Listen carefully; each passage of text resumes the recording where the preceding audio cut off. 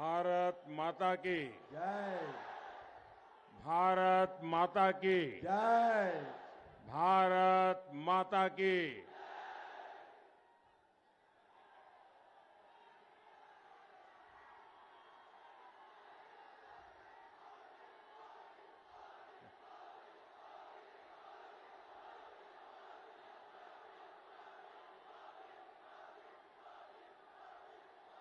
నా తెలంగాణ కుటుంబ సభ్యులందరికీ शुभाभिनंदनलू।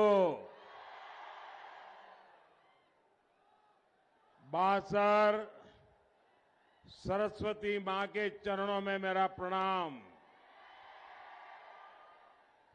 ई गड्डप्पै पुट्टिना कोमरम भीम रामजी गौंड వంటి ఆదివాసీ యోధులకు నా నివాళులు। रामजी गौंड ने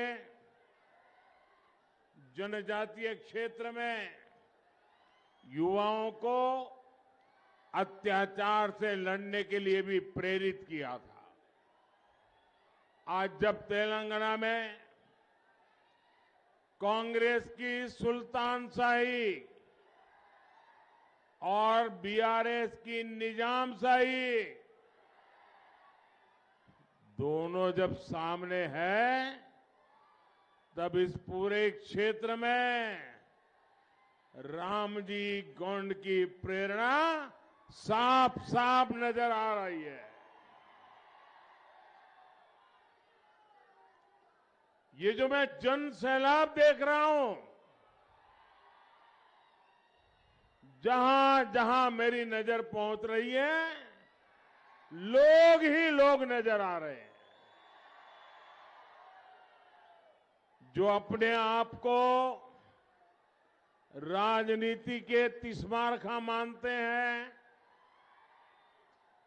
जो अपने आप को राजनीति के बड़े ज्ञानी मानते हैं, वो आकर के यहां देख लें तेलंगाना में बीजेपी की सरकार बन रही है। तेलंगाना आज सकला जनुला सौभाग्य तेलंगाना,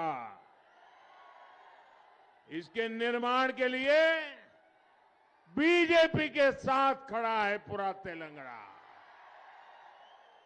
तेलंगाना कह रहा है तेलंगाना में पहली बार बनेगी बीजेपी सरकार। मेरे साथ बोलेंगे आप लोग? मैं बोलूंगा उसके बाद आपको बोलना है बनेगी बीजेपी सरकार। क्या बोलना है? बनेगी बीजेपी सरकार। ठीक है? तेलंगाना में पहली बार बनेगी बीजेपी सरकार। तेलंगाना में पहली बार बनेगी बीजेपी सरकार। तेलंगाना में पहली बार बनेगी बीजेपी सरकार। तेलंगाना में पहली बार बनेगी बीजेपी सरकार। మొదటిసారి తెలంగాణలో బీజేపీ ప్రభుత్వం ఏర్పాటు కానుంది।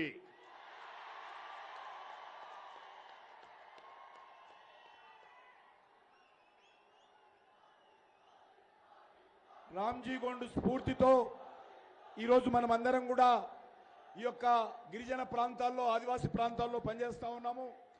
కానీ కాంగ్రెస్ నేతలు సుల్తాన్ తరా పరిపాలన, బీఆర్ఎస్ నేతలు నిజాం తరా పరిపాలన ఈరోజు మనకు అందిస్తున్న విషయము చూస్తా ఉన్నాము। అందుకే రామ్జీ గోండ్ స్ఫూర్తితో మనమందరం ముందుకెళ్లాల్సినటువంటి అవసరం ఉంది। సకల జనుల సౌభాగ్య తెలంగాణ నిర్మించడానికి మనమందరం ప్రయత్నం చేయాల్సినటువంటి అవసరం ఉంది। తెలంగాణలో మొదటిసారి భారతీయ జనతా పార్టీ పూర్తి మెజార్టీతో అధికారంలో రానున్నదని ఈరోజు మనం చేస్తా ఉన్నాం। నా కుటుంబ సభ్యులారా, बीआरएस ने आपको सिवाय विश्वासघात के कुछ नहीं दिया है। आज तेलंगाना हजारों करोड़ के कर्ज में डूबा हुआ है। आज तेलंगाना की पहचान हजारों करोड़ रुपए के इरिगेशन स्कीम से होती है। अपनी कार की स्टीयरिंग किसी और पार्टी को थमाकर यहां के मुख्यमंत्री फार्म हाउस में शिफ्ट हो गए हैं। केसीआर को आपके बच्चों के भविष्य की चिंता नहीं है। केसीआर को सिर्फ अपने बच्चों की, अपने परिवार के भविष्य की चिंता है। क्या तेलंगाना को ऐसा मुख्यमंत्री चाहिए जो जनता से मिलता नहीं? क्या तेलंगाना को ऐसा मुख्यमंत्री चाहिए जो जनता को मिलता ही नहीं है? ऐसा चाहिए क्या? ऐसा मुख्यमंत्री चाहिए क्या? उसे हटाओगे कि नहीं हटाओगे? निकालोगे कि नहीं निकालोगे? आखिर फार्म हाउस सीएम की तेलंगाना को कोई जरूरत है क्या भाई? क्या तेलंगाना को ऐसा मुख्यमंत्री चाहिए जो कभी सचिवालय न जाता हो? ప్రజలను కలవని ముఖ్యమంత్రి మనకు అవసరమా? फार्म हाउस मुख्यमंत्री మనకు అవసరమా? सचिवालय आने की वेलनी मुख्यमंत्री మనకు అవసరమా?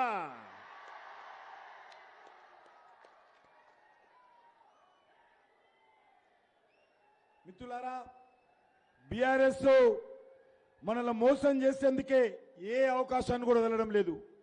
ఇయాల తెలంగాణ లక్షల కోట్ల రూపాయల అప్పులో మునిగింది. ఈరోజు వేల కోట్ల రూపాయల సాగునీటి కుంభకోణం తెలంగాణలో ఏర్పడింది. ఈరోజు కేసీఆర్ కారు యొక్క స్టీరింగ్, టీఆర్ఎస్ కారు యొక్క స్టీరింగ్ మజ్లిస్ పార్టీ చేతులు అప్పగించి ఆయన ఫామ్ హౌస్ కు షిఫ్ట్ అయ్యాడు. కేసీఆర్ తమ పిల్లల భవిష్యత్తు గురించి ఆలోచన చేస్తున్నాడు. కేవలం ఆయన పిల్లల గురించి ఆలోచన చేస్తున్నాడు తప్ప తెలంగాణ ప్రజల యొక్క భవిష్యత్తు గురించి, తెలంగాణ పిల్లల భవిష్యత్తు గురించి ముఖ్యమంత్రి ఆలోచన చేయడం లేదు.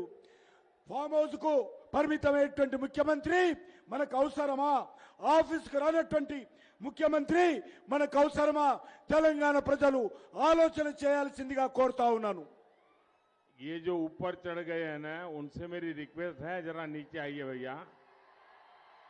देखिए इतनी भीड़ है, मैं जानता हूं आप लोग मुझे देख नहीं पाते होंगे, दूर दूर तक है, आप लोग मुझे नहीं देख पाते होंगे, लेकिन कोई गिरेगा तो मुझे बहुत दुख होगा।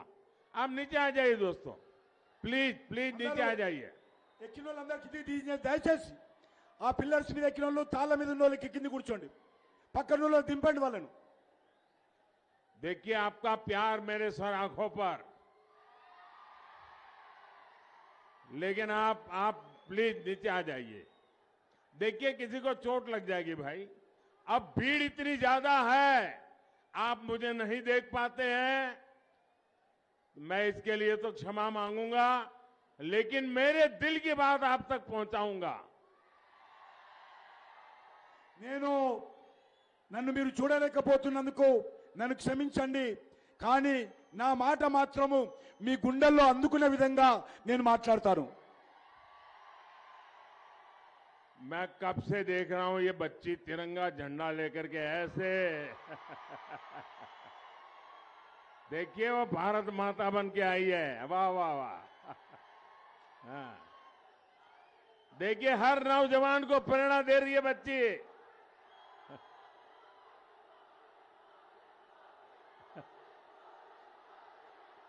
शाबाश शाबाश बेटे। नमस्ते नमस्ते।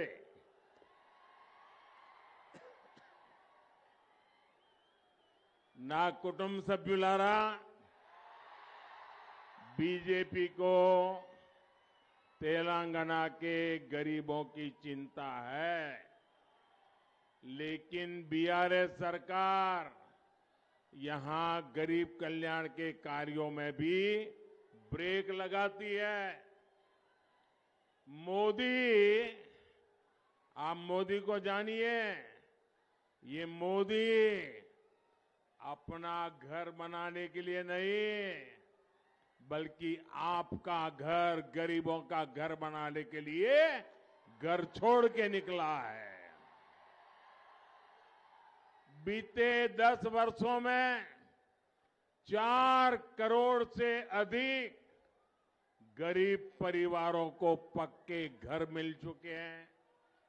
यहां तेलंगाना में भी केंद्र सरकार ने बहुत प्रयास करके करीब 2.5 लाख घरों का निर्माण पूरा किया है। लेकिन आप ये जानकर हैरान रह जाएंगे, इनमें से हजारों घरों को तेलंगाना सरकार गरीबों को देती नहीं है। और ये जो टीवी पर देश वाले देख रहे हैं ना, वो भी सोचिए, हमारे देश में एक ऐसी सरकार है तेलंगाना में जो फार्म हाउस में रहती है और हजारों मकान गरीबों के भारत सरकार के पैसों से बने हुए, देश के करदाताओं के पैसों से बने हुए ये मकान दबा करके बैठी है, गरीबों को देती नहीं है। गरीबों की दुश्मन केसीआर सरकार इन घरों पर कब्जा करके बैठ गई है। लेकिन मेरे तेलंगाना के भाइयों बहनों, मैं आपको विश्वास दिलाता हूं, जब तेलंगाना में बीजेपी की सरकार बनेगी तो गरीबों को इन घरों को देने का काम तुरंत पूरा किया जाएगा। और ये मोदी की गारंटी है। और मोदी की गारंटी यानी गारंटी पूरी होने की गारंटी। మోదీ గారి గ్యారంటీ అంటే గ్యారంటీగా పూర్తి అయ్యే గ్యారంటీ.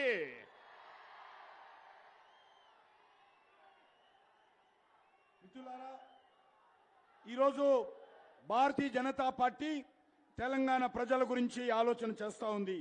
కానీ ఇక్కడ తెలంగాణ ప్రభుత్వము పేద ప్రజల సంక్షేమానికి వస్తున్నటువంటి కార్యక్రమాలను అడ్డుకుంటా ఉంది. మోదీ అనేటువంటి వ్యక్తి, ఎవరైతే ప్రధానమంత్రి గారు అంటున్నారో, మోదీ అనేటువంటి వ్యక్తి నేను ఈరోజు ప్రధానమంత్రిగా అయ్యింది నా ఇల్లు కట్టుకోవడానికి రాలేదు, నేను పేదలకు ఇల్లు కట్టించడం కోసం ప్రధానమంత్రి అయ్యాను. గత 5 ఏళ్లుగా దేశవ్యాప్తంగా 4 కోట్ల ఇల్లు కట్టించాను. తెలంగాణలో కూడా కేంద్ర ప్రభుత్వం ఇల్లు కట్టడం కోసం డబ్బిస్తే ఈరోజు ఇల్లు కట్టకుండా అడ్డుకుంటా ఉన్నాడు. సోదరులారా, ఒకటి మనవి చేస్తా ఉన్నాను, ఇక్కడ ఉండేటువంటి ప్రభుత్వము పేదల వ్యతిరేక ప్రభుత్వము. ఈ ప్రభుత్వము కట్టినటువంటి ఇళ్లను కూడా పేదలకు ఇవ్వలేదు. కేంద్ర ప్రభుత్వం ఇచ్చినటువంటి ఇల్లు కూడా కట్టి కూడా కేంద్ర ప్రభుత్వం ఇవ్వలేదు. అందుకే చెప్తున్నాడు, మోడీ గ్యారంటీ తప్పకుండా ఈ ఇళ్లన్నీ కూడా భారతీయ జనతా పార్టీ ప్రభుత్వం వచ్చిన తర్వాత అక్రమంగా తీసుకున్న వాళ్ళ నుంచి తీసుకొని పేదలకు ఇస్తాము. భారతీయ జనతా పార్టీ ప్రభుత్వం అంటే పేదలకు గ్యారంటీ, గ్యారంటీ అంటే మోదీ గ్యారంటీ అని ఈరోజు మనం చేస్తా ఉన్నాను. నా కుటుంబ సభ్యులారా, तेलंगाना भाजपा ने अपने घोषणा पत्र में, संकल्प पत्र में किसानों के कल्याण के लिए प्रशंसनीय वादा किया है. निर्मल और निजामाबाद में यहां तो हल्दी की खेती बड़े स्तर पर होती है. हल्दी किसानों की बहुत पुरानी मांग को भी केंद्र की बीजेपी सरकार ने पूरा किया है. मैंने हल्दी किसानों के लिए नेशनल टर्मरिक बोर्ड को गठन की घोषणा कर दी है. अब तेलंगाना बीजेपी ने अपने घोषणा पत्र में निजामाबाद को टर्मरिक सिटी बनाने का वादा किया है और आरमोर हल्दी के लिए जीआई टैग देने का भी वादा किया है। इससे निश्चित तौर पर निर्मल की हल्दी किसानों को भी बहुत फायदा होगा। और आपको पता होगा, कोविड के बाद पूरी दुनिया में हल्दी की मांग बढ़ी है। पूरी दुनिया को हल्दी का महत्व समझ में आया है और इसलिए आपके लिए तो ये हल्दी दुनिया में जाने का एक नया रास्ता बन गई है। మిత్రులారా, భారతీయ జనతా పార్టీ తెలంగాణ ఎన్నికల ప్రణాళికలో రైతుల గురించి అనేక కార్యక్రమాలు మేనిఫెస్టోలో ప్రకటించడం జరిగింది. అందులో నిజామాబాద్, నిర్మల్ ప్రాంతాల్లో ఉన్నటువంటి పసుపు రైతులు ఎక్కువగా ఉన్నటువంటి విషయం మీకు తెలుసు. చాలా కాలంగా పసుపు రైతుల సంక్షేమం కోసం ఈరోజు జాతీయ పసుపు బోర్డు, నేషనల్ టర్మరిక్ బోర్డు ఏర్పాటు చేయాలని కేంద్ర ప్రభుత్వం నిర్ణయం తీసుకుంది. ఇప్పుడు నిజామాబాద్ను మేనిఫెస్టోలో తెలంగాణ బీజేపీ పసుపు నగరిగా ప్రకటిస్తామని బీజేపీ ప్రకటించడం జరిగింది. అదేవిధంగా ఆర్మూర్ పసుపుకు జీఐ ట్యాగ్ ఇస్తామని ప్రకటించడం జరిగింది. దీని ద్వారా నిజామాబాద్, నిర్మల్ ప్రాంతంలో ఉన్నటువంటి రైతులకు కూడా మేలు జరుగుతుందని ఈ సందర్భంగా ప్రకటిస్తా ఉన్నాను. కోవిడ్ తర్వాత రైతు యొక్క ఇంపార్టెన్స్ పెరిగింది. ప్రపంచమంతా కూడా మీ పసుపు కోసం ఎదురు చూస్తా ఉంది అనే విషయాన్ని చెప్తా ఉన్నారు. నా కుటుంబ సభ్యులారా, पूरी दुनिया आजकल मेड इन इंडिया का गौरवगान कर रही है, लेकिन आप देखेंगे कि बीआरएस और कांग्रेस के नेता कभी मेक इन इंडिया की बात ही नहीं करते। यही मानसिकता है जिसके कारण निर्मल की हजारों वर्षों से चली आ रही टॉयज परंपरा, टॉयज इंडस्ट्री बेहाल हो गई। आज जब भारत टॉयज के एक्सपोर्ट के नए रिकॉर्ड बना रहा है, बीआरएस सरकार यहां निर्मल की टॉय इंडस्ट्रीज को बर्बाद कर रही है। यहां बीजेपी सरकार बनते ही, ये मोदी की गारंटी सुन लीजिए, आज यहां बीजेपी सरकार बनते ही निर्मल टॉयज के लिए भी विशेष अभियान शुरू किया जाएगा। ఓ కుటుంబ నేడు యావత్ ప్రపంచమంతా కూడా మేక్ ఇన్ ఇండియా పేరు మారుమోగిపోతా ఉంది. కానీ దురదృష్టం ఏంటంటే ఏ ఒక్క రోజు కూడా బీఆర్ఎస్ పార్టీ కానీ కాంగ్రెస్ పార్టీ కానీ మేక్ ఇన్ ఇండియా గురించి మాట్లాడరు. వాళ్ళ మానసిక స్థితి మనం అర్థం చేసుకోవచ్చు.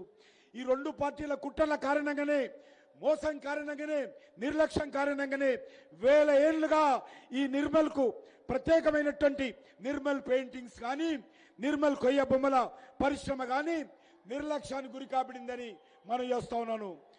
నేను మోడీ గ్యారంటీ ఇస్తా ఉన్నాను, భారతీయ జనతా పార్టీ ప్రభుత్వం రాగానే ఈ యొక్క నిర్మల్ కొయ్య బొమ్మల గురించి, నిర్మల్ యొక్క పెయింటింగ్స్ గురించి పూర్వ వైభవం తీసుకొస్తాను.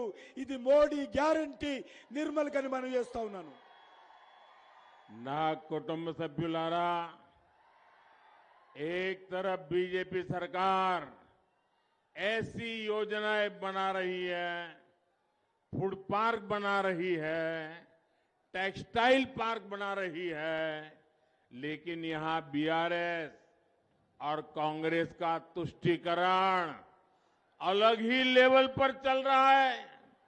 बीआरएस तो टेक्नोलॉजी तक में तुष्टीकरण ले आई है। क्या अब भारत में धर्म के आधार पर भी आईटी पार्क बनेगा क्या? ये खेल चलता रहेगा क्या? क्या ये भारत के संविधान का सम्मान है क्या ये बाबा साहब आंबेडकर की भावनाओं का आदर है क्या? మిత్రులారా, ఒకవైపు భారతీయ జనతా పార్టీ ఫుడ్ పార్కులు, టెక్స్టైల్ పార్కుల గురించి మాట్లాడుతుంది. వరంగల్లో కూడా మెగా టెక్స్టైల్ పార్క్ మంజూరు చేయడం జరిగింది. కానీ దురదృష్టం ఏంటంటే ఈ రాష్ట్రంలో, దేశంలో ఉన్నటువంటి కాంగ్రెస్ పార్టీ కానీ బీఆర్ఎస్ పార్టీ కానీ బుజ్జగింపు రాజకీయాలు చేస్తూ ఉంది. బీఆర్ఎస్ పార్టీ ఒక అడుగు ముందుకెళ్లి టెక్నాలజీ విషయంలో కూడా బుజ్జగింపు ఆలోచన చేస్తూ ఉంది. మీరు చూశారు ఎప్పుడైనా భారతదేశంలో ఎక్కడైనా కూడా మతం పేరుతో ఐటీ పార్కులు పెట్టించినటువంటి పరిస్థితి ఉన్నదా? కానీ ఈరోజు కాంగ్రెస్ పార్టీ ఈరోజు తెలంగాణలో మతం పేరు మీద ఐటీ పార్కులు పెడతామని చెప్పడం ఏదైతున్నదో చాలా సిగ్గుచేటు. ఇది ఓట్ల ఆట ఆడుతా ఉన్నారు. ఇది భారత రాజ్యాంగానికి ప్రమాదకరము. ఇంత దుర్మార్గంగా కాంగ్రెస్ పార్టీ వ్యవహరిస్తా ఉంది. నా కుటుంబ సభ్యులారా,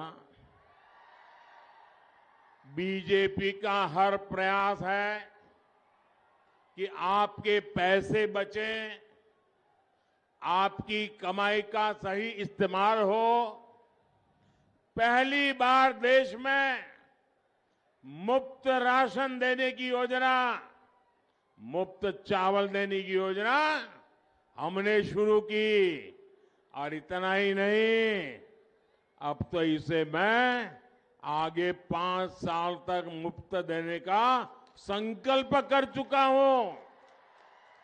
देश के इतिहास में पहली बार आयुष्मान भारत योजना के तहत मुफ्त इलाज की व्यवस्था बीजेपी सरकार ने की। मुफ्त भोजन, मुफ्त इलाज। दुनिया भर में मुश्किल चुनौतियों के बावजूद केंद्र की बीजेपी सरकार ने पेट्रोल डीजल के दाम घटाए और बीजेपी सरकारें राज्यों में जहां जहां है, उत्तर प्रदेश हो, गुजरात हो, हरियाणा हो, महाराष्ट्र हो, गोवा हो, सब जगह पे बीजेपी की राज्य सरकारों ने वैट घटाया। लेकिन बीआरएस सरकार ने वैट नहीं घटाया, आपको राहत नहीं दी। पेट्रोल डीजल धरलू तग्गाला वद्दा। बीजेपी की सरकार बनते ही इस पर एक्शन लिया जाएगा, जनता के हित में फैसला लिया जाएगा। మిత్రులారా, మీ డబ్బులు ఆదా కావాలని భారతీయ జనతా పార్టీ ప్రయత్నం, మీ ఖర్చు తగ్గించాలి, మీకు మేలు జరగాలని భారతీయ జనతా పార్టీ ప్రభుత్వం, మీ సంపాదనంతా ఉపయోగపడాలని కోరుకుంటున్నాం.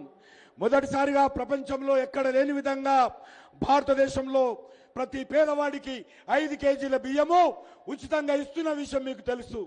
దీన్ని ఇప్పుడే కాదు, వచ్చే 5 సంవత్సరాల వరకు కూడా ఈ దేశంలో ఉన్నటువంటి ప్రతి పేదవాడికి 5 కేజీల బియ్యము భారత ప్రభుత్వము గ్రామాలలో, కుగ్రామాలలో ఉన్నటువంటి వాళ్లకు అందించబోతా ఉన్నాము.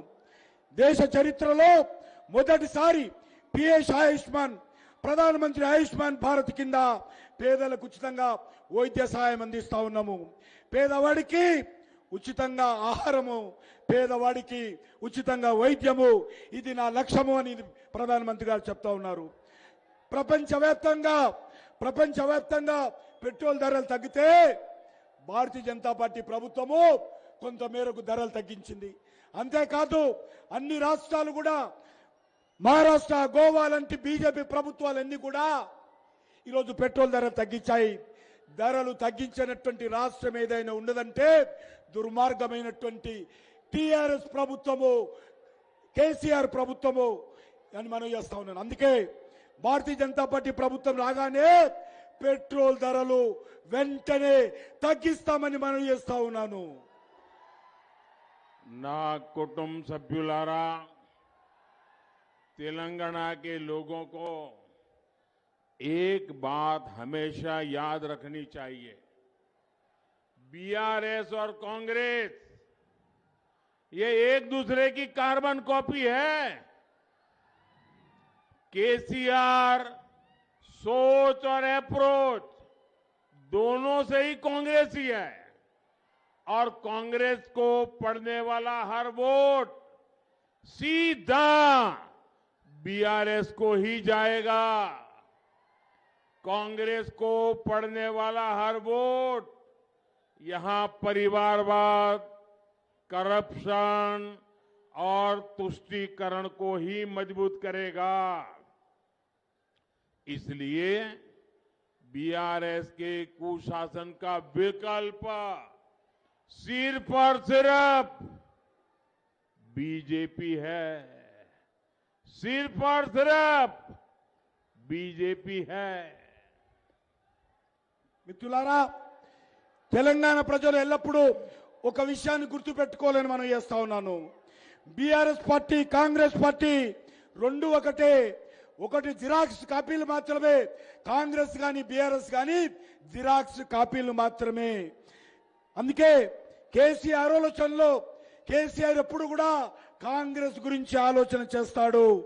కాంగ్రెస్ కి వేసేటువంటి ప్రతి ఓటు బీఆర్ఎస్ కి వేసినట్టే బీఆర్ఎస్ కే వెళ్తుంది. కాంగ్రెస్ వేసేటువంటి ప్రతి ఓటు కుటుంబ పాలనకు, అవినీతికి, బుజ్జగింపు రాజకీయాలకు, కువాన రాజకీయాలకు బలోపేతం చేస్తుంది. అందుకే బీఆర్ఎస్ కు సరైనటువంటి ప్రత్యామ్నాయము ఒక్క భారతీయ జనతా పార్టీ మాత్రమే తెలంగాణలో నిలబడుతుందని మనం చేస్తా ఉన్నాను. నా కుటుంబ సభ్యులారా, बीआरएस और कांग्रेस में एक और समानता है। ये दोनों पार्टियां सोशल जस्टिस, सामाजिक न्याय के बिल्कुल खिलाफ है।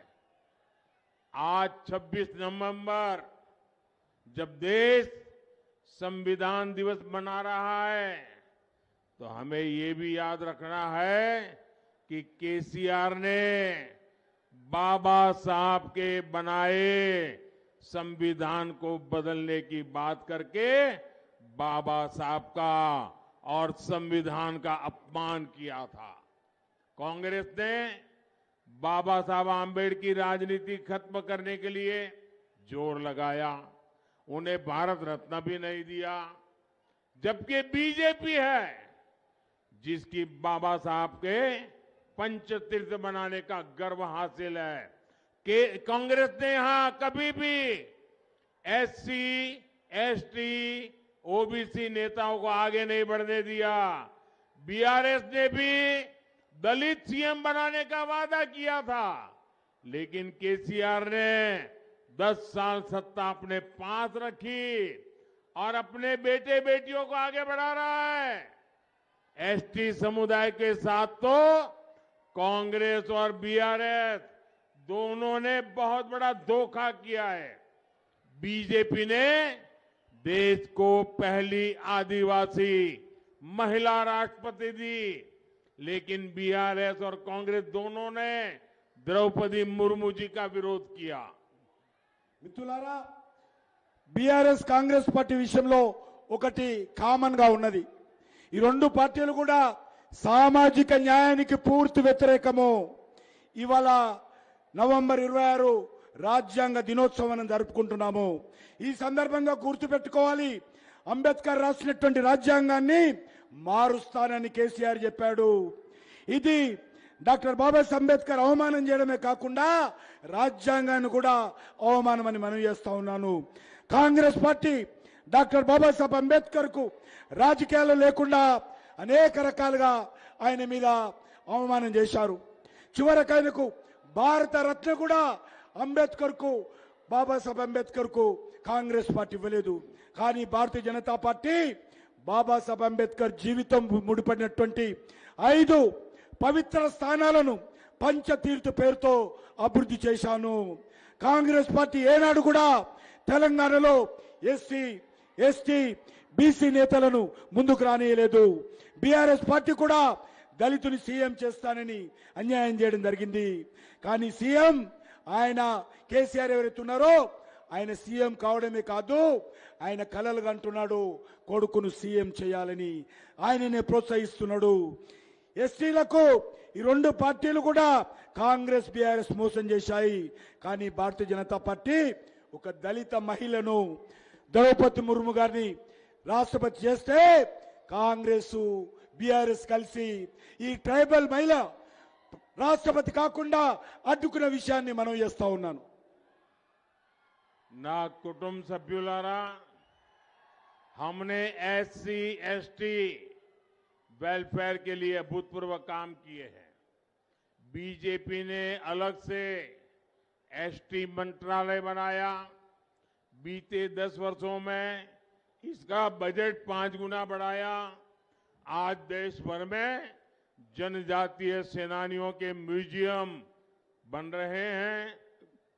बीजेपी ने आपसे सेंट्रल ट्राइबल यूनिवर्सिटी का भी वायदा निभाया।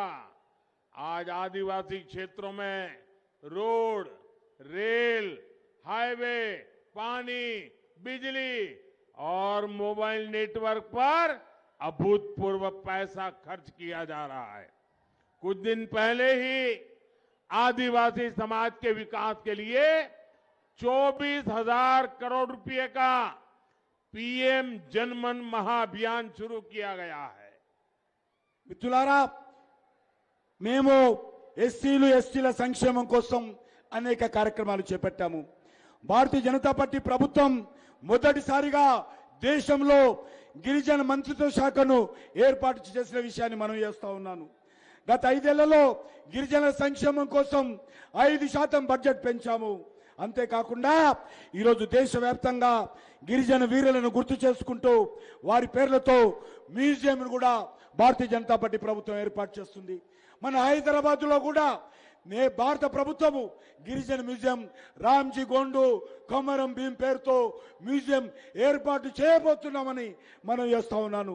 తెలంగాణలో తొలి గిరిజన కేంద్ర విద్యాలయం సమ్మక్క సారక్క విశ్వవిద్యాలయానికి మంజూరు చేశాము. ఈరోజు గిరిజన ప్రాంతాలలో భారతీయ జనతా పార్టీ ప్రభుత్వము రోడ్లు, రైల్వేలు, హైవేలు, తాగునీరు, కరెంటు, మొబైల్ నెట్వర్క్ లాంటి అనేక మౌలిక వసతులు పెంచింది. ఇటీవల ఆదివాసీల సంక్షేమం కోసం 24,000 కోట్లతో పీఎం జన్మన్ మహా ను ప్రారంభించిన విషయాన్ని మనం చేస్తా ఉన్నాను.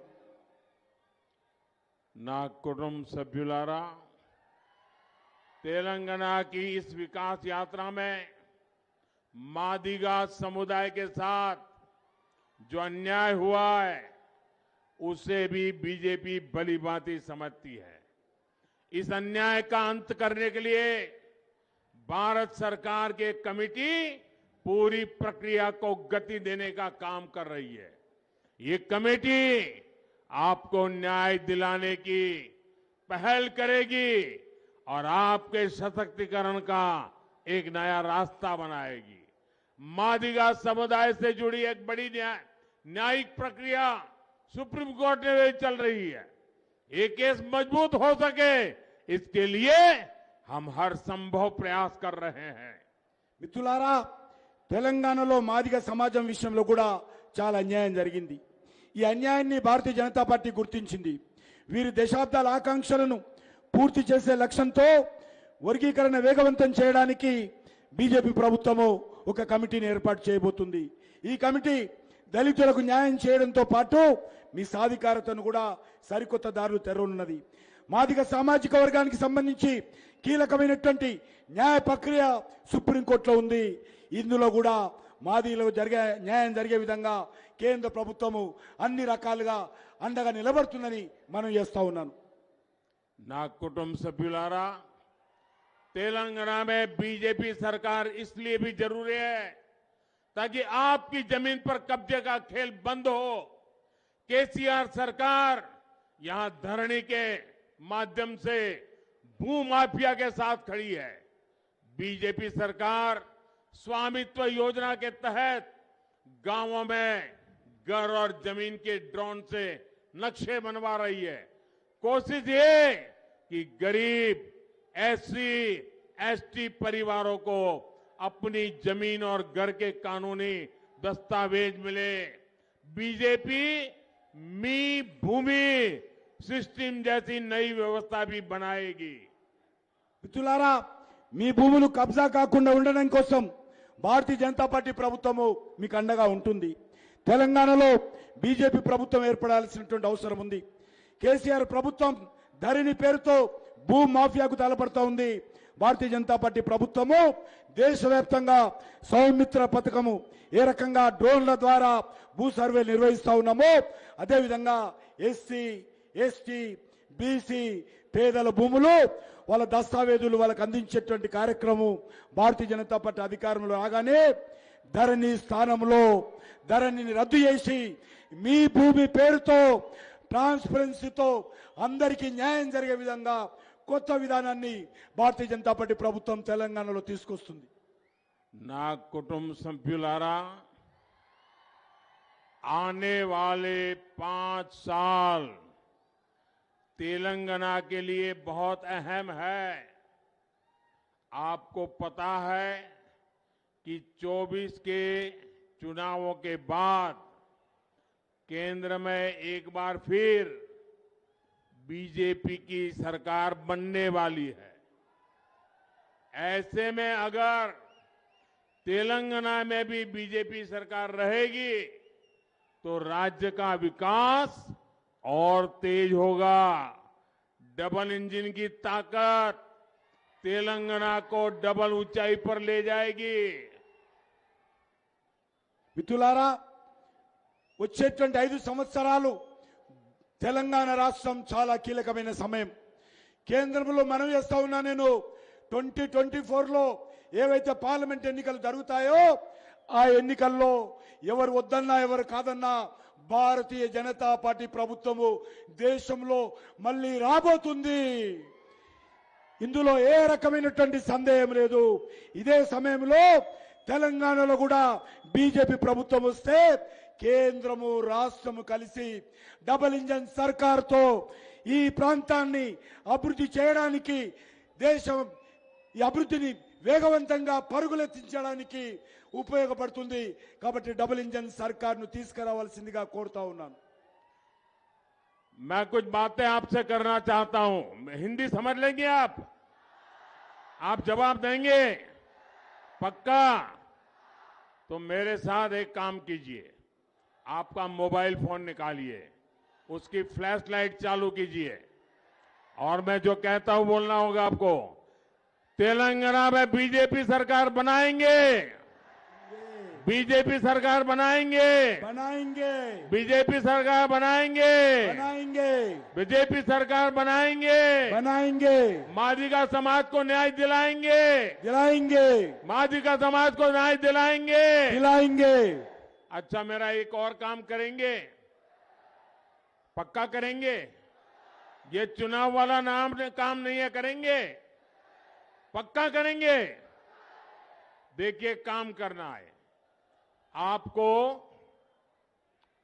यहां से जब जाएंगे ना तो आप जरा मोबाइल फोन का फ्लैश चालू रखिए, बंद मत कीजिए। हाँ, मेरा काम बड़ा महत्वपूर्ण है, आपको वादा करना है, करेंगे ना? एक काम मेरा करना है, ये मेरा निजी काम है। देखिए, घर घर जाना और जाकर के हर किसी को प्रणाम करना और कहना कि अपने मोदी जी निर्मल आए थे और मोदी जी ने आप सब परिवारजनों को प्रणाम कहा है, नमस्कार कहा है। ये मेरी बात पहुंचा दोगे? जरा हाथ ऊपर करके बताओ, पहुंचा दोगे?